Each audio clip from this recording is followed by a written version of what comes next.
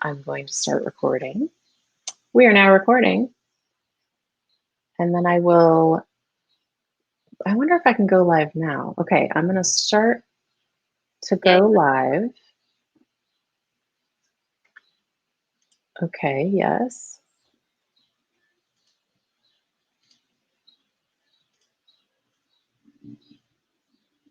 Okay, oh, it's not letting me go live yet. It wants me to start the webinar first. Okay, that's fine. That's fine.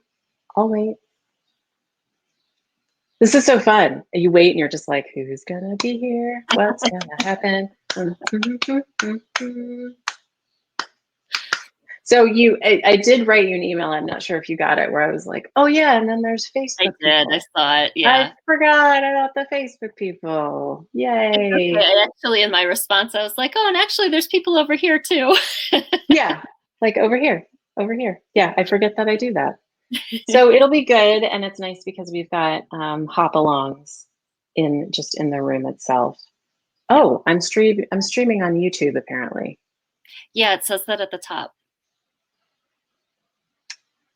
Okay, that's fine. Go live on Facebook. All right. Attendees are coming in. Apparently you're streaming live on YouTube. I'm not sure what that's going to look like, but whatever. All right. We are starting this webinar in just a moment. Hang tight, everyone. I'm going to go live in Facebook, I hope. If anyone is in here, if you wouldn't mind saying hello, putting a quick message in the chat. I just want to make sure that you guys are there and you can hear us okay.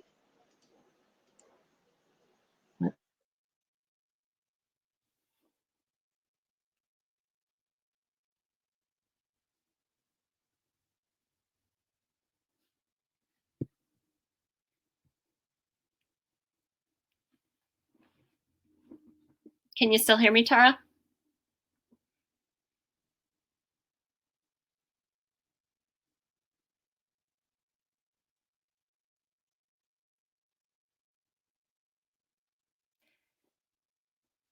Kat, are you able to speak?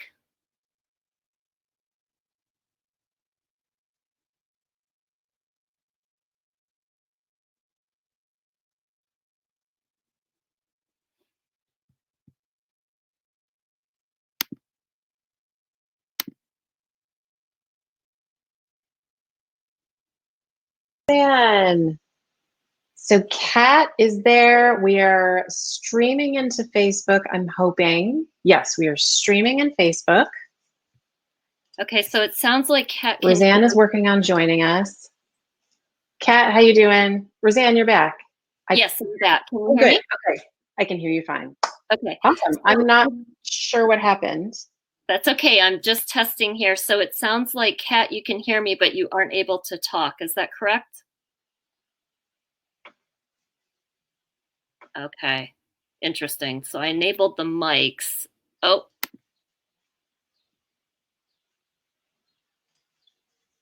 I don't know what else I can do to... Yeah, I'm not entirely sure how to do that, and I wonder if we're going to have to manage the interactive portion of this through the chat. I think we might have to do that. So for those of you just joining us, I am here with the lovely Rosanne Essiambre, and she is going to be talking to us about the emotional roller coaster of change, which I'm feeling deeply today. I was talking to Rosanne about this as we were chatting in the room. I'm feeling a lot of feelings. I know everyone else is as well. COVID-19 has certainly sent us into a bit of a tailspin. Some of us are tremendously isolated. Others are feeling a lot of family time. And I would definitely be in that category at the moment. I could use a little sensory deprivation tank action. So Rosanne is going to help us to work through some of these things today. She is a certified professional coach, a Six Sigma black belt, which sounds amazing. I don't know what that means. Change management consultant, workshop facilitator, energy leadership index master practitioner. She has a very long list of things. She does a lot of things. She's worked both domestically and internationally in the management consulting arena. And she is going to help us kind of wrap our heads around who we are right now and how we can help to determine and have more agency around how we're handling all of this stuff emotionally. So I'm going to do my absolute best to manage the chat. I know that Rosanne, you're excited to do some kind of interactive workshopping with the folks who are joining us here today. So I will do my best to make that. We were hoping that the mics would work, but I'm not sure if that's going to play out. But we're also going to have some Q&A at the end.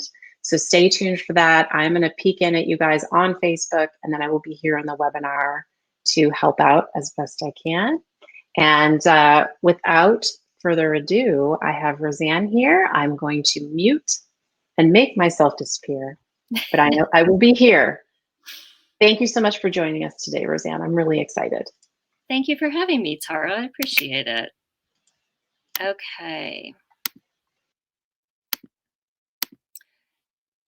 So just let me know if you guys can see my screen. If you could let me know, Tara.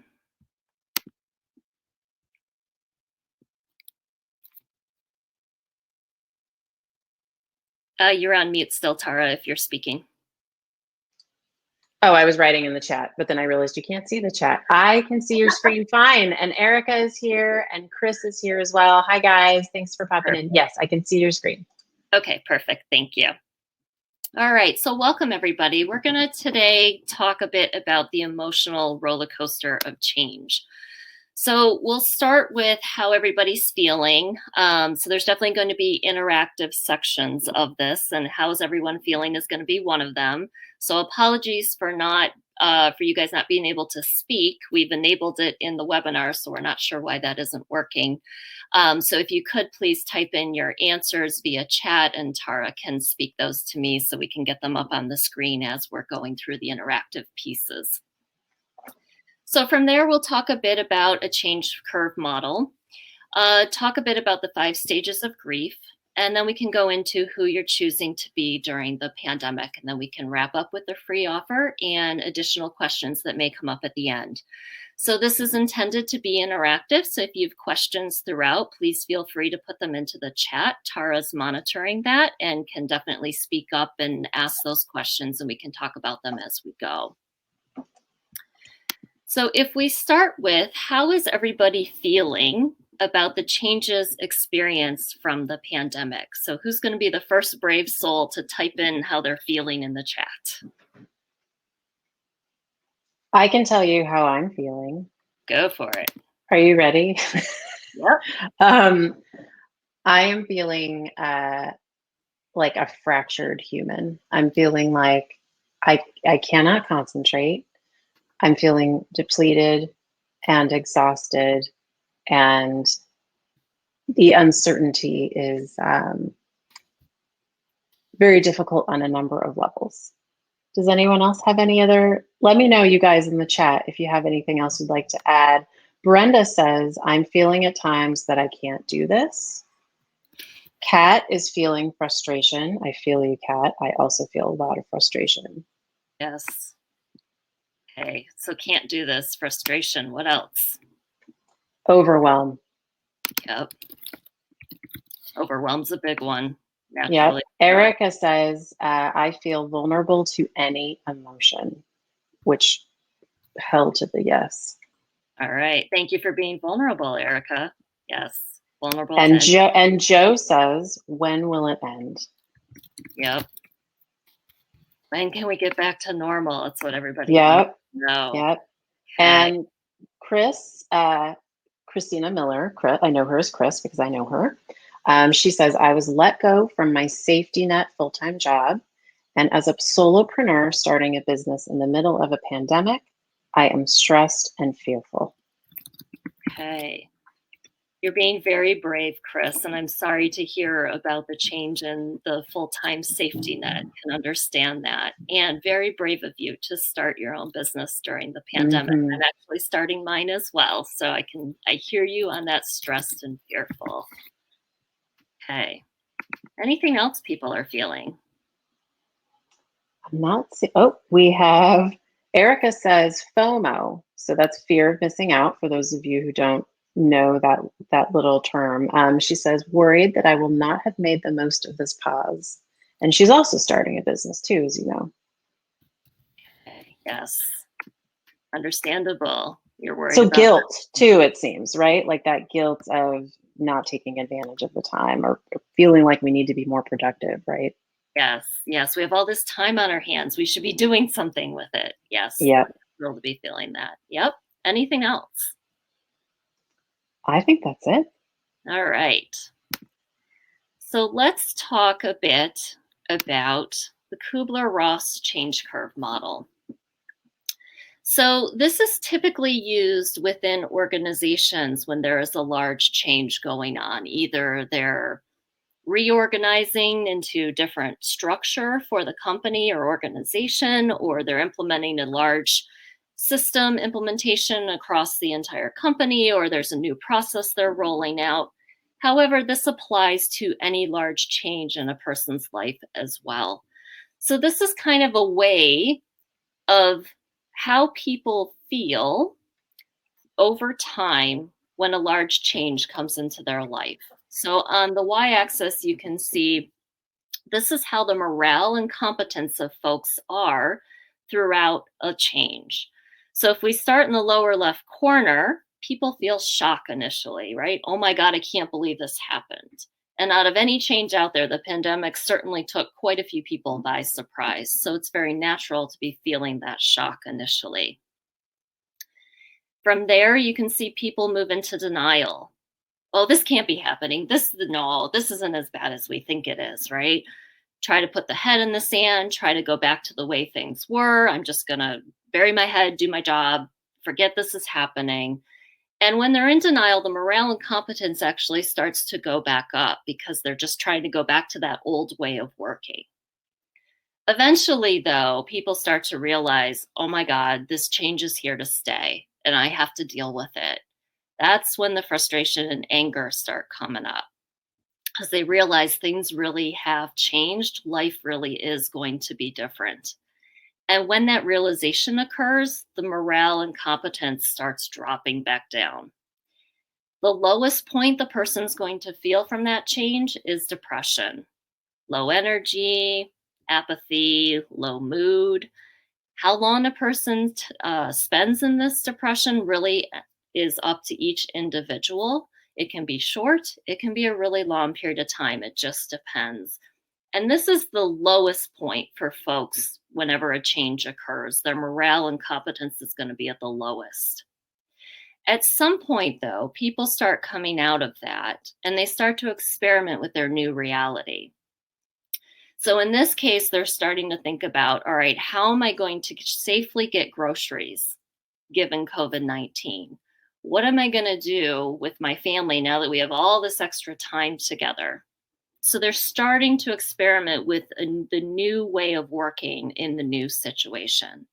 When they're getting to the experiment phase, their morale and competence is starting to go back up because they're starting to see an opportunity. They're starting to see a path forward. Eventually, they're going to move into decision, where they're really starting to learn how to navigate the new situation. They're feeling much more positive about it. So again, their morale and competence is increasing even further. At this point, all right, I've got grocery shopping down. I know what I'm doing. I've got some things I can do with the family. They're really getting the hang of it. And eventually they're going to be at full integration on the right-hand side here, where it's the new reality. They're fully integrated into it and they have a new normal for their life. Now, just because this looks linear on the slide doesn't mean it is linear. So people can be an experiment and bounce back to frustration. And when they're in frustration, they can bounce back to denial, or they can bounce over to shock when something, oh my God, I didn't realize this implication of the pandemic. So again, just because it looks linear doesn't mean it is. You can bounce around in these emotions depending on what's coming up for you related to the change.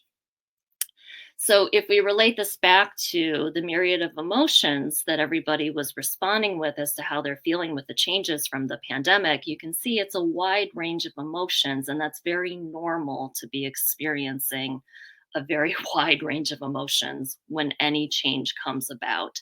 And out of any change out there, COVID-19 is a pretty big darn change that people were not asking for or looking for. So that's the Kubler-Ross change curve model. And before I move on, Tara, any comments or questions in the chat for me to address before I move on? I don't see anything so far. I could say for me, I'm glad that you made it apparent that it's not linear, because I'm like, wow, I'm feeling like I'm experimenting, and then I'm also very frustrated. Like I'm kind of oscillating between the two. But yeah, I don't see any comments in the chat just yet. Okay, thanks. And very normal, especially between experiment and frustration, to be oscillating, because think about experiments in science class, right? They don't always go as planned, and they don't always produce the result you might have expected. Well, experimenting with a new change is kind of the same thing. So sometimes things are going to happen that you might not be too thrilled about, and then up comes that frustration. So very normal. All right, so then if we move into, let's talk a bit about the 5 stages of grief. So this is probably a model that folks are a little bit more familiar with. So the 5 stages, there's anger, there's depression, there's bargaining, there's acceptance, and there's denial and isolation. This one depicts a little bit better that, again, this isn't linear either, right? You can be in anger and bounce over to depression. You can be in depression and bounce over to acceptance. You can be acceptance and bounce over to denial and isolation. So everybody grieves differently, but everybody kind of goes through these stages, and not necessarily all of them, but you bounce around. So very normal. So when we think about these 2 models, the Kubler-Ross change curve model and the 5 stages of grief, what does everybody notice about the 2 models? If you could put into the chat what you're noticing.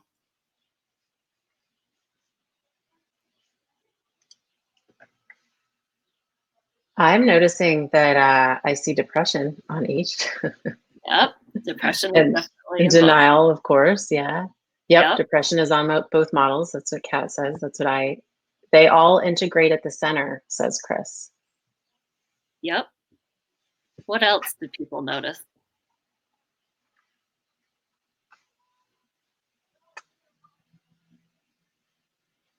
You guys got anything? I noticed that the one on the right looks more like my brain than the one on the left. Yeah. It's very, yes. I feel like the left one. Steve Gadlin says they're colorful. That was one Yes. thing that he's noticed. Yeah, they are colorful. Yeah, I feel like the left one on the left should look more like a spider web as well, because it really is bouncing around. Yeah. Speaking as a change agent in an organization, people bounce around on this quite a bit. I bet. Yeah. So going through change is a grieving process. That's why I'm showing you these 2 models. So yes, denial's the same in both. The depression's the same in both. The Kubler-Ross change curve model actually came about from the grieving model initially. So Kubler-Ross was a woman who actually looked at this from a grieving standpoint first, and then it was adapted to changes going on in an organization. So anytime you've got a large change in your life, there's a grieving process that goes along with it. And that is why there's so many emotions that come up for everybody during COVID-19. It's a huge grieving process, right? Life as you knew it no longer exists. And you are thrust into a whole new reality, most of it virtual. For some, that's great. For the introverts, they're like, woohoo, I get to be home more. For the extroverts, they're going crazy. So it's a huge shift and a huge change for people. So very normal for a lot of emotions to be coming up. So before I move on from this point, any questions or comments? I'm not seeing anything in the chat. I will say I'm definitely one of those introverted people where I was like, yeah, I could do this for a while. Sure, you want me to stay home? I'll stay home. That's no big deal. Yeah. Chris says, I do think you can bounce around between the stages. Yes, absolutely. Yep. 100%. Absolutely. Yep. Yeah, I'm an interesting, your comment about the introvert. I'm an interesting mix between introvert and extrovert. So at times I'm really good with this, being at home. And at times I'm like, okay, I could use being around some people right now. Yeah. I think I do a little bit of the same. Like I'll run into someone and they'll feel like, oh my God, could you stop stalking me? Like, give me, right? Like, where I'll see my neighbors across the street and I'm like, what are you guys doing? How's it going? You You mean guys want to hang out and chat? Yeah, exactly. Yep. Yeah, I mean, we're intended to be social creatures, so it's very normal for people to be craving human contact. And I think everybody's understanding, for those of you who have dogs, I think everybody's understanding their dog's behavior a bit more, you know, when the car drives by and the dog's barking and, oh, what's that? You know? Yeah, right. Squirrel. Yeah. Yeah. All right. So now that we're clear on change is a grieving process, what coping strategies have you guys used in the past to deal with grief that have been helpful for you? So who's going to be the first brave soul to put in some coping strategies they've used into the chat?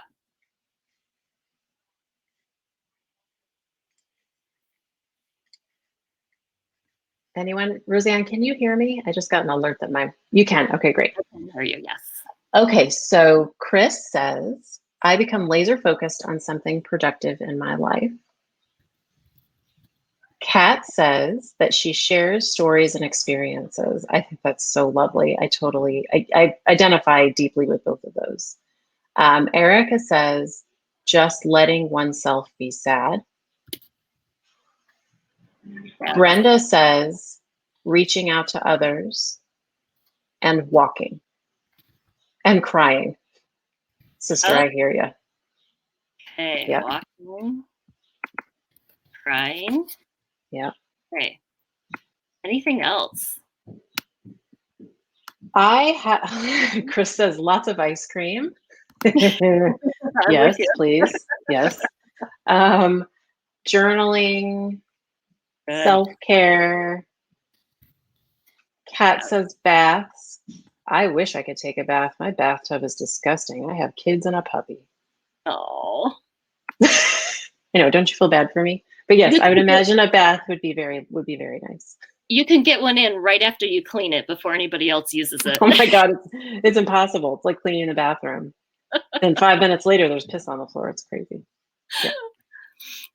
I'm gonna guess you have boys. Oh, how'd you know? Yeah. Anything else?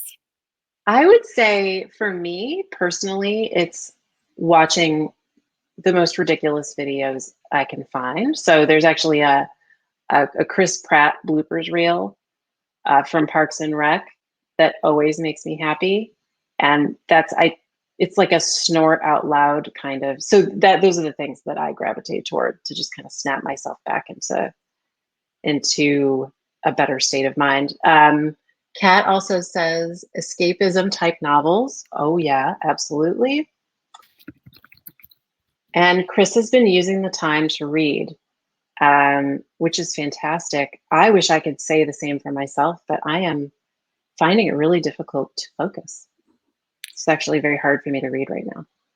Yep. And the difficulty focusing can be understandable, especially for you when you're doing two jobs. So you've got your kids at home 100% of the time now, in addition to running your business. So yeah, you've got a lot of things pulling your attention at the moment. Yeah. All right. So additional things that I haven't heard, right? You can talk to a therapist or a grief counselor. Another one. You can pick up a hobby that you used to love doing and haven't had time for, and now you have time again. So pick back up a hobby. Additionally, faith can be helpful to folks, and that's going to take different forms depending on the individual. And I'll have to make this smaller before I send this out so it's readable. So faith, you can be doing a church service online. You can be doing meditation. There's a lot of different apps you can download that will help with meditation. Spiritual practices, some will use. There's the Oprah Winfrey Network, which has a lot of spiritual type programming on it. So these are some great coping strategies that you can either use or try during COVID-19 to help you get through this. So I think the reason I'm asking you guys this question is everybody's different, and coping strategy for one person may not be the coping strategy that will work for another. So it's really thinking back in your life to periods of time when you were going through grief and what helped you get through that period of time. And those are things you can try again during COVID-19 and see if that will help you get through. And, as far as finding one that'll work, it's just try again, right? If one doesn't work, try another one. The other thing that I would say is, so these are all great coping strategies. The one I would be a little bit cautious on is the laser focused on something productive. So the one thing to be cautious of is if you are trying to be productive to escape how you're feeling, that ultimately may work in the short term, in the interim. However, it doesn't work for the long term. So emotions and feelings are things that you really do need to face and feel. Otherwise, they're going to come out in one form or another, usually in a way you don't want them to, down the road. And what do I mean by that? So it can come out as depression. It can come out as emotional outbursts. It can come out as lack of patience. And it can come out as illness in your body. So it really, really is important that if you are feeling something, take the time to let yourself feel it. If you want to cry, let yourself cry. If you're not in a, you don't want to, you have people living with you and you need some private space, go into the closet, go into a bathroom, find somewhere where you can really just let yourself cry. If you're feeling angry, go punch a pillow. The pillow's not going to talk back to you or be hurt that you're punching it. So whatever is going to help you feel that feeling, because going through it is the only way that is going to release it. Okay. So any questions or comments on this before we move into talking about who you want to be during the pandemic? There's just a comment from Chris, and she says, observe the emotion, feel it, and then set it free. You got it. Exactly, yep. Chris.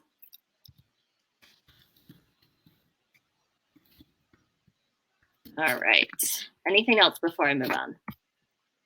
I don't think so. I think we're good. Okay. So let's talk a little bit about who you're choosing to be during the pandemic. So this is a model that's based on 3 different zones. There's the fear zone, and again, people may bounce, before I even dive into each of these, people can bounce around these zones, and that's okay, right? It's very normal that it's frankly totally normal for you to be in any one of these 3 zones. Everybody's different as far as how they're going to respond. And like I said, you could be really good at the beginning and start to move into fear, especially if you start hearing about potential furloughs or layoffs in your upcoming job, or, whatever might be coming up, or someone near you becomes ill with COVID-19. So this is intended for you to just be a little bit more conscious about how you're being and where you may be falling in this pandemic, so that if you're maybe in the fear zone and don't want to be in the fear zone, you can make a conscious choice to start moving into learning or growth. So in the fear zone, these are the people that are panic buying. They're looking who to blame for this pandemic. And there's lots of blame going around, as you can see in our leadership at the moment of the country. These are the folks that are hoarding the toilet paper and the food and the medicines they don't need. They're getting irritated very easily, and they're searching and sharing everything they can find about COVID-19. So I'm guessing everybody has people in their network on social media that, somebody's falling into this category where they're posting everything they can find about COVID. So that's the fear zone. Then there's the learning zone. So in this zone, the person is stopping consuming what's causing them harm. And when people hear that phrase, they're most likely thinking food or drinking or drugs, something like that.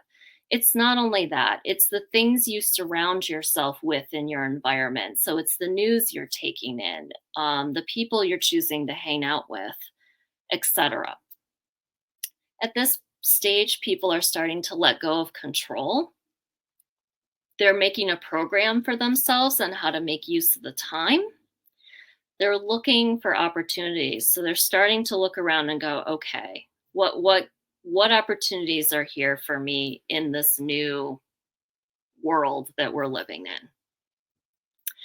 And they're moving out of that blame. They're starting to recognize that everyone's doing the best they can in an extremely difficult situation. So that's the learning zone. Then there's the growth zone, where the people are really starting to think about, how can I help others? How can I be of service? They're living in the moment. And it's not to say they don't forget about the future. They've got a clear picture of what they want to be moving towards in the future, but they're living in the moment. And they've moved into a space of appreciation and gratitude. And some people may hear this and go, are you nuts, Rosanne? How can anybody be appreciative and grateful during COVID-19? It really is possible. You just have to look for it. So think about all the times you've said, I wish I had time for this. I wish I had time for that. I wish I had more time with my family.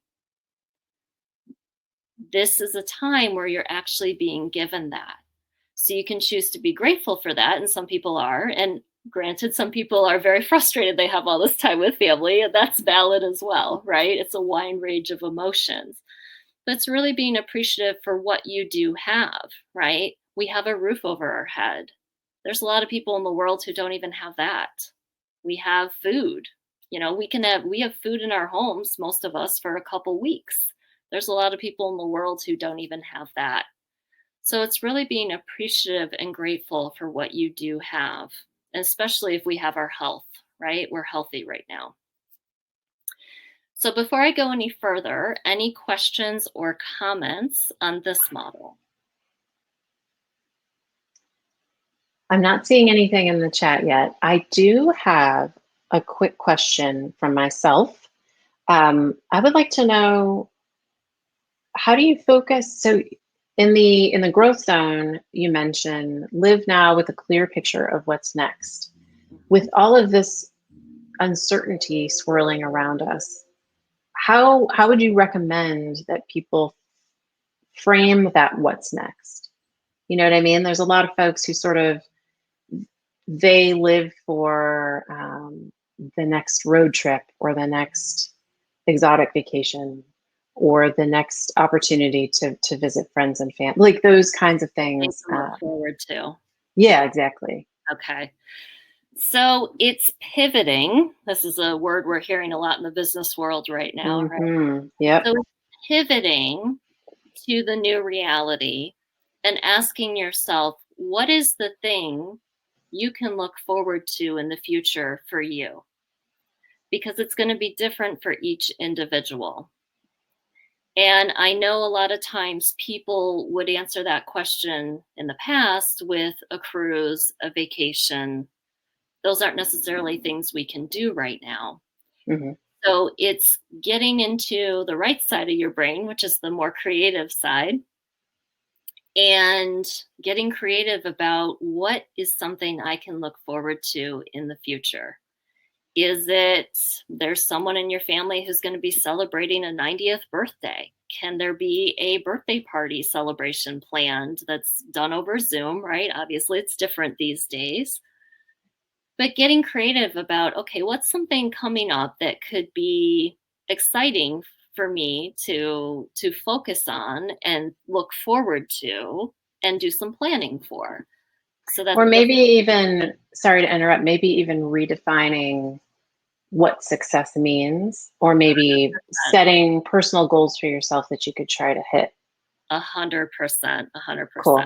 If it's Awesome. in the business side or just your personal life where you're trying to figure out what are my goals going to be now, for example, I'm trying to think of something that, you know, would, for example, if someone had a goal around, I'm going to swim, you know, X meters, you know, by this date, where they were building up endurance, and part of how they were building up the endurance was going to the public Y or the public pool to be able to go do that. Well, obviously that isn't something they can do anymore. So it's absolutely pivoting and reframing to the new reality and going, all right, how can I get creative around this? And what's my new goal going to be? For Sure. that reason, if it's, you know, around swimming the distance, well, that's around physical activity. So what's a new physical activity they could pivot to that doesn't require swimming in a public pool? For example, running or something like that, where they can still build up endurance, or biking, right? You can do biking and still be able to stay away from people. Yep. So it's just shifting it to the new reality. And in the business world, it's shifting to what is going to be of value and of service during COVID-19. And for Absolutely. Yep. right. And and I know you're very focused on this right now with your business, Tara. And for most businesses, there is a way to pivot. It just requires opening your mind and getting creative and really getting into the head of your customer and saying, what is of value to the customer right now? Mm-hmm. Yeah. Right. Putting other people first. Yes. And that education piece as well, trying to, yeah, we all feel a lot of pressure to learn something new, to have a new skill. And I think that might be taking it too far. But I also think that reframing things within the context of value, Yes, is always really important, but is particularly important now. yes. I do have one comment in the chat from Chris, and she says, I've actually started paying attention to my appearance. The first month, I didn't bother to even dry my hair. Now I make it a point to wash my face, brush my teeth at night, and get a walk in every day. Girl, I put real pants on today. I'm feeling pretty proud of myself too. Mm-hmm. Good job, ladies. Thanks. Thanks so much. Yeah, I got to celebrate those little wins. That's right. That's right. Absolutely. Okay. So now let's talk a little bit about if you're in each of these zones. So even if you aren't, and I'm not going to put anybody in the spot and say, who's in the fear zone? Who's in the learning zone? I'm not going to do that. But even if you're not in the fear zone, if you were in there, or if you know friends who are in there, right? Think about this for them, because this presentation ultimately is going to get shared and can help others as well. So if you're in the fear zone, what are some things you can do, or that person can do, to move themselves into the learning zone? So if you guys could put some thoughts into the chat, we can get some ideas put up here.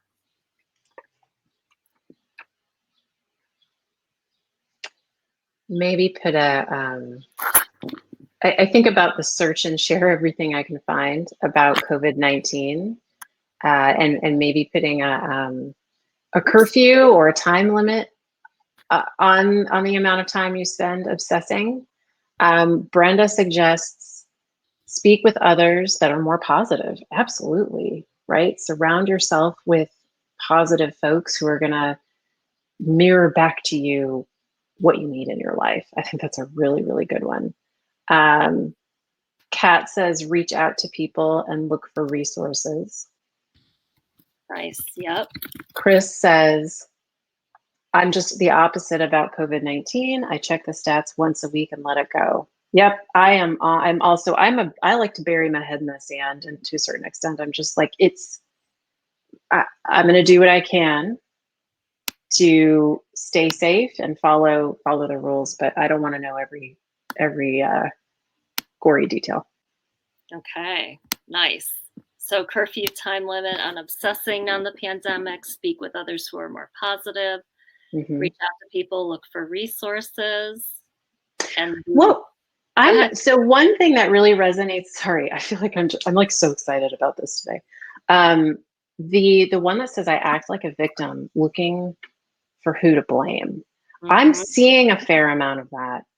Some of that poor grown-up behavior. Yes. And I'm wondering if you have any suggestions, Rosanne, for when you have friends or neighbors or acquaintances that pull this move a lot. Is there anything that what do you suggest for bystanders when people are behaving this way? It's a good question, and it's really my short answer is going to be it depends. It depends how much you want to engage with it or just ignore it. So it's really going to depend on each individual. If you're uncomfortable ignoring it and you want to do something about it, my suggestion here would be what open-ended question. And when I say open-ended question, that means a question that starts with what, who, where, when, or why.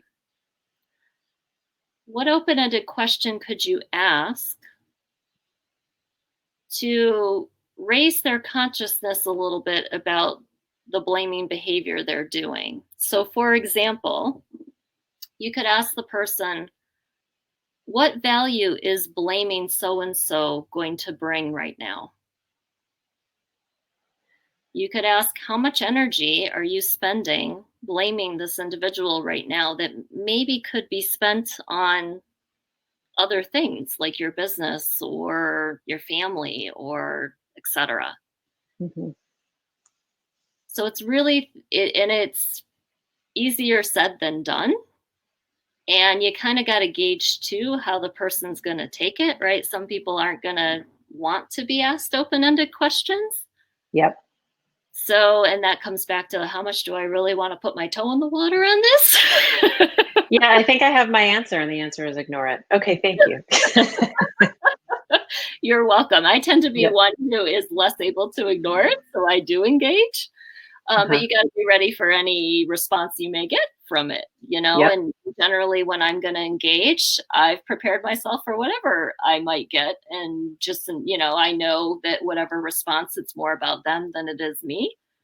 And, either we can engage in an interesting dialogue, or it might just kind of die on the vine, depending on how it goes. Yeah. Kat says, if they want to stay in that place, toss up that boundary because you are number one. And you're right. And that's a whole separate conversation that I could have with you, Kat, and a number of people over drinks. But yes, boundaries are so incredibly important. I couldn't agree with you more. Excellent suggestion, Kat. Very, very good. Erica has something that she says, this situation where we have family or community members who are handling it differently means exercises in setting boundaries for ourselves and compartmentalizing. She says, with my mom, I try to obliquely mention facts I hold for myself. Yep. Yes. And that's a good point as well, Erica. Depending on who you're dealing with, if they're very fact-driven, then that's definitely a way to gear your open-ended questions around, coming back to Tara's piece of if somebody's blaming. If you're just wanting to engage with somebody, yes, you definitely want to tailor your communications more to how that person takes in information. The people that are more creative are going to want more visuals. The people that are more fact-driven are going to want facts. That's definitely, you're going to increase your likelihood of success of communication if you gear it towards the way the person tends to take in information. So really good point, Erica. Other ideas on how to help people move out of the fear zone? I don't think so. Okay, so I'm going to add a few more in here. So meditation, or I should say just taking a pause, because taking a breath. This. Meditation can be very intimidating to some folks. They envision it as this hour-long thing, or even 20 minutes can be too much for some folks. Just taking a deep breath can be very beneficial to the body, especially when one is in fear or panic. It triggers the system in the body to actually start to release, because when you're in fear and anxiety and panic, that cortisol is ramping up like crazy in the body. So anything you can do to slow down, take a breath, deep breath, several deep breaths in a row, which is really kind of what meditation is all about. Bring yourself back to center. That is going to help start to calm things down a bit. So that's another one that can be really good. Another one that we already talked about, so exercise, moving the body physically, is going to help move the emotion through. And again, we're talking about fear. Fear is just another emotion. Another thing that can be very helpful is for anybody who's struggling sleeping well right now or getting to sleep during the pandemic. So something that could be beneficial there is taking a journal out or a notebook or paper. Write down whatever comes to your mind. I don't care how crazy or how silly or how stupid it sounds. Write it down. And I used to do this when I was a management consultant, which tended to be a lot of high stress. And I found when I started doing this, eventually, it might be 15 minutes one night, it might be 20 minutes another night, it might be 30 minutes another night, just depends on how frustrating of a day I had. And, the thoughts jump all around, didn't matter, just wrote it down. And eventually my mind would quiet and I'd be able to fall asleep.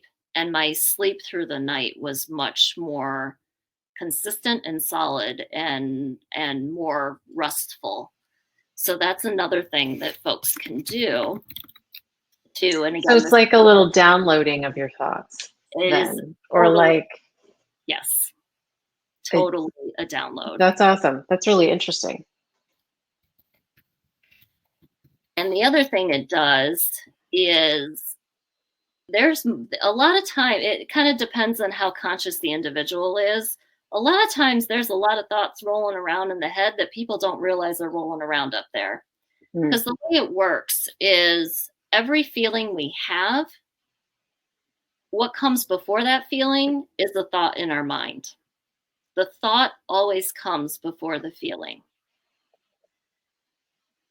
Once you've identified the thoughts that are going through and that's triggering the feeling, you can actually do something about it. But a lot of times we're unconscious about what it is that tape that's rolling in our head that's triggering that feeling. So this journaling exercise is another thing that brings to the awareness, oh my God, I didn't realize I was thinking that. And I had some of those moments too. So all right, so those are some additional things. So now if we move to the learning zone. So now this is for somebody who is in the middle. And if they're in the learning zone, and if they want to stay in the learning zone, great, right? Nothing wrong with that. But if they want to move into the growth zone, what are some things or ideas folks have on how that person could move from the learning zone into the growth zone?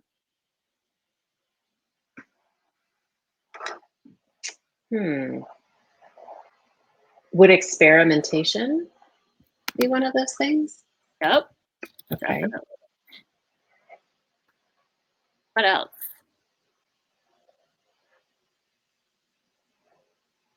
Help me out, guys. I don't know if I have any. So, moving that train of thought toward putting yourself in other shoes. Yes. More so than you're coming from a place of self. Yes, definitely. Starting to look Kat, at it from others' perspectives. Go ahead. Yes. Yeah, and actually Kat just said perspective, question mark. Yes, 100%. Oh, absolutely. What else? Brenda says teaming up with them to discover what you can help with them together in the town you live in. So in other words, a food drive or donating your time or dollars to help a local group in need. So teaming up with others to be of service / volunteering. Absolutely, Brenda. That is absolutely a great one. Yeah. And maybe pushing yourself out of your comfort zone. And now's a really funny time to do that, right? Because running these webinars, that's sort of my way of trying to push myself out of my comfort zone, because being in front of people is something that I fear, really. I'm trying to practice doing that. So I think this is an interesting time where you can put yourself in front of people without really putting yourself in front of, you know what I mean? You can kind of take baby steps and just hit that publish button. Yes, and I'm so glad you said this one. So growth for anybody is all about pushing yourself out of the comfort zone. So Yeah. you hit the nail on the head with this one. And I share the same fear that you have, Tara. So you and I are both practicing pushing ourselves out of our comfort zone doing this webinar today.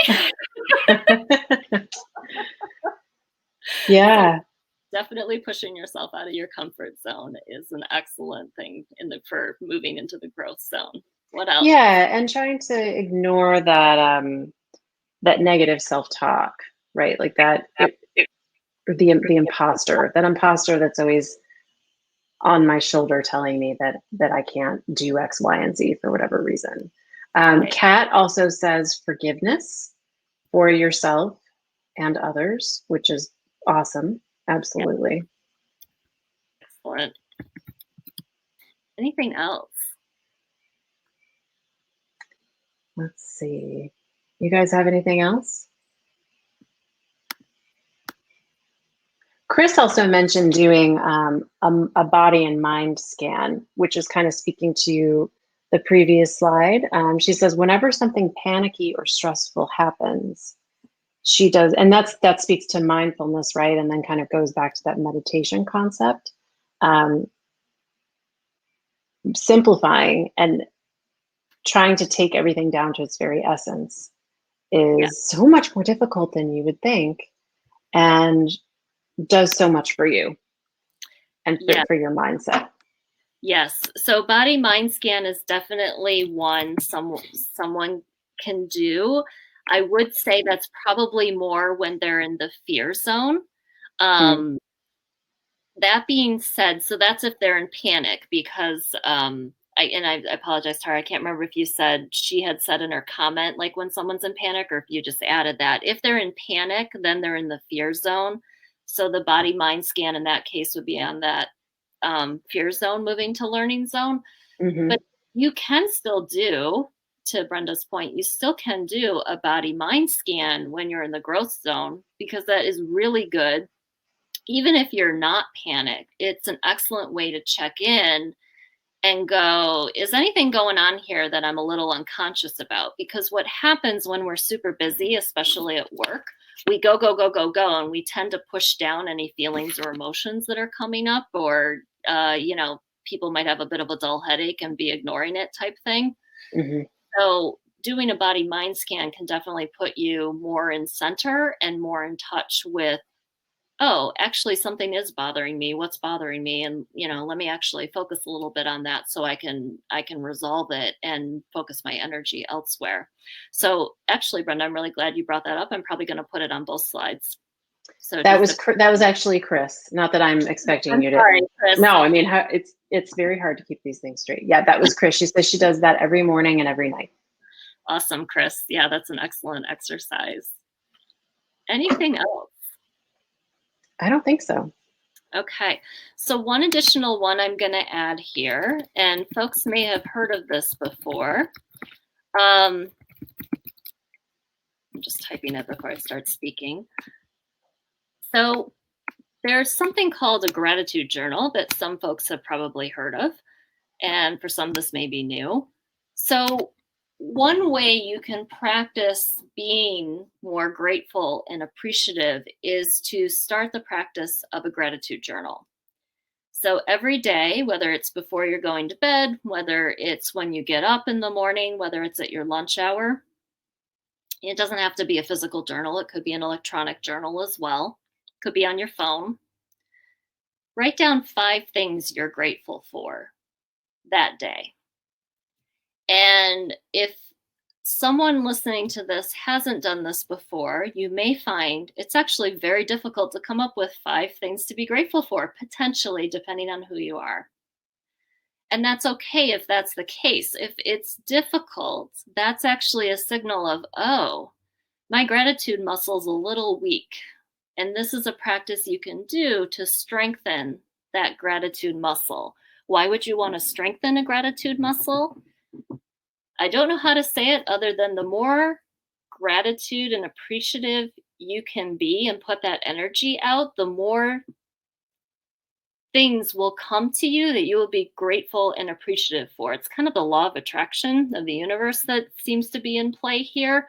I've certainly noticed this for myself. This was another practice I started when I was a management consultant, and it really started to shift my perspective about my day and what really mattered, and things that maybe I was stressing about that was like, why am I stressing about this? This doesn't really matter. So this can be very, very beneficial in really shifting your perspective to one of more gratitude.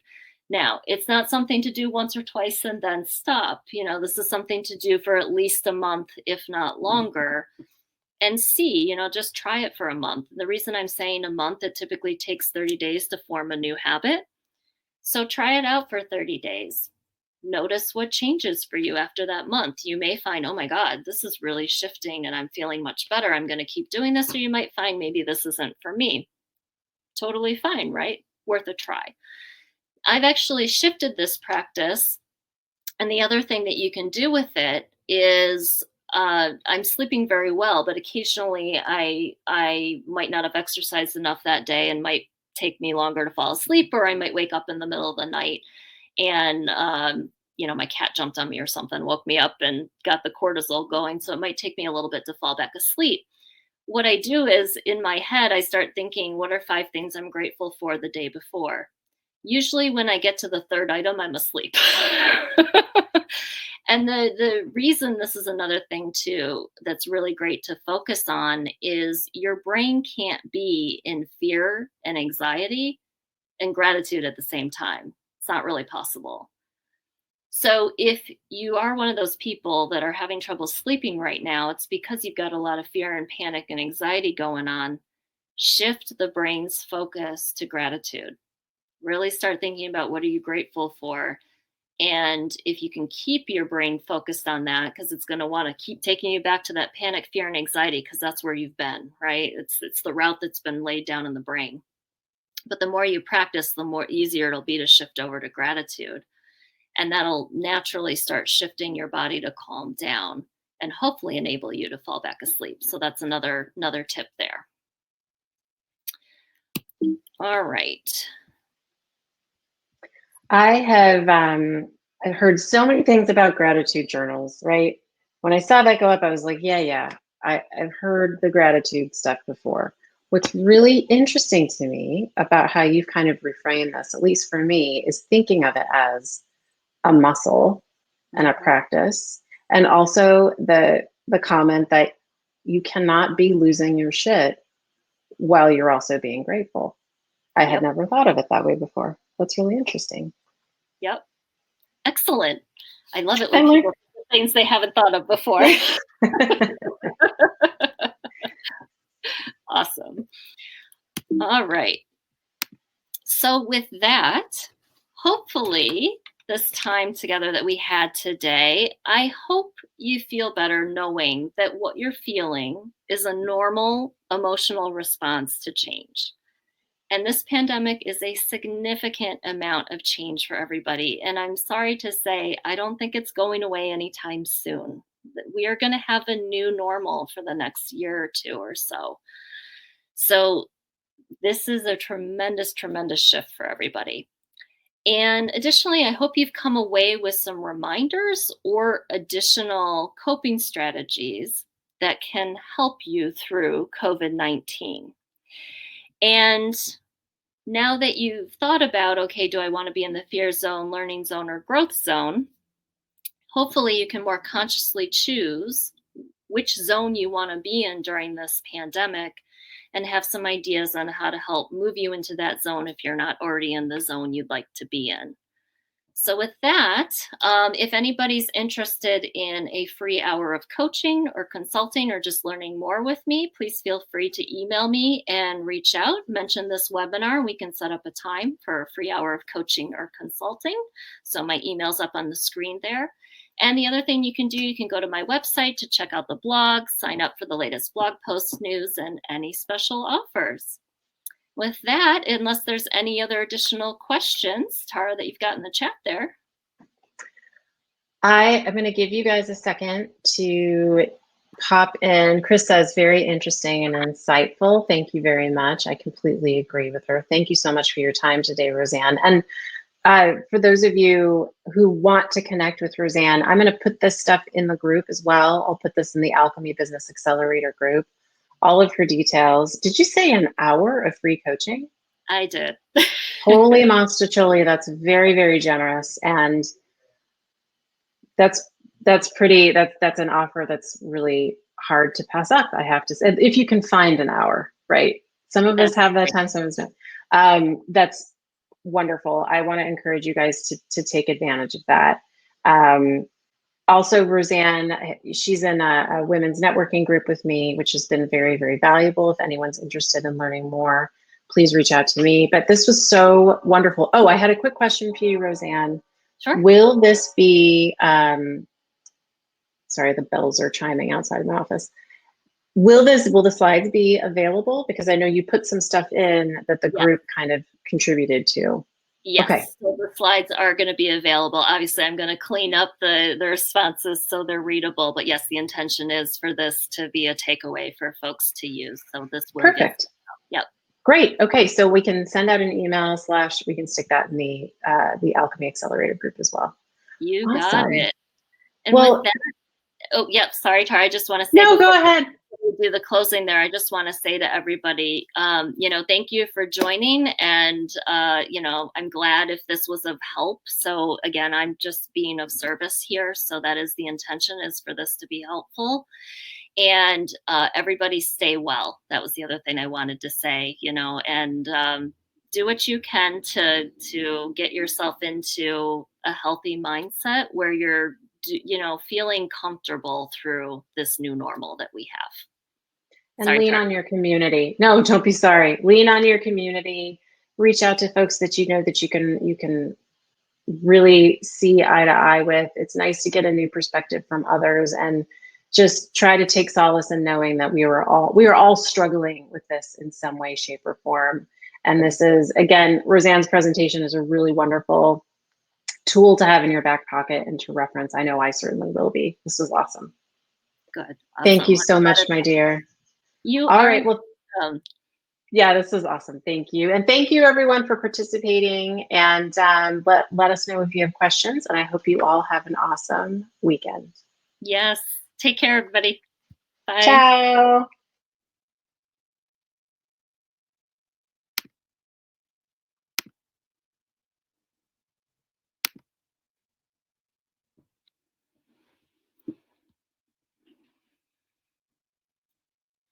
Oh, Brenda joined.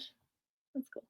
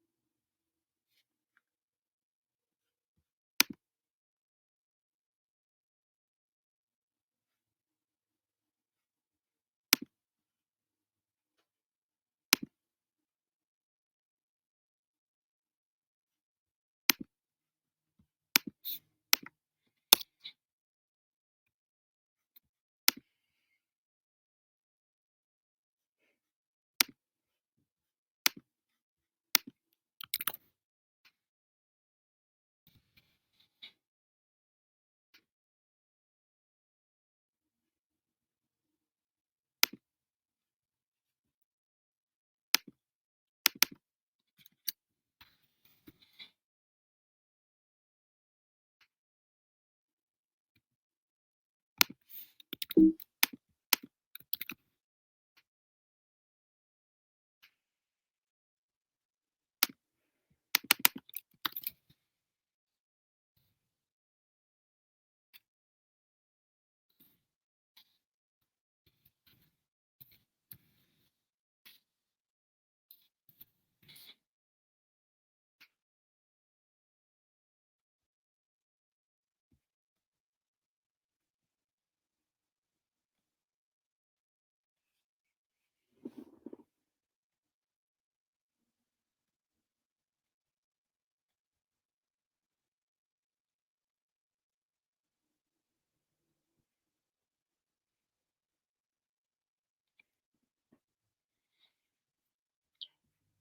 think I got it. So